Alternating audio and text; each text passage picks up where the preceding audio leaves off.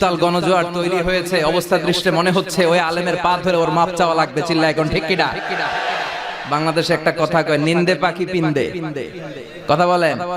কোনো মৌলবাদী দল এখানে ক্ষমতায় আসবে তার কোনো সম্ভাবনা নাই।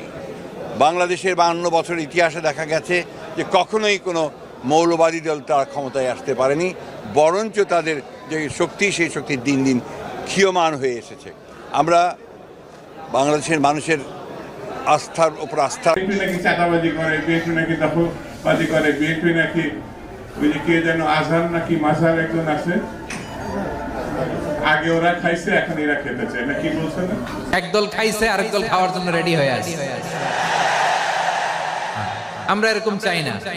বিএনপি চাঁদাবাজি করছে, দখলদারি করছে।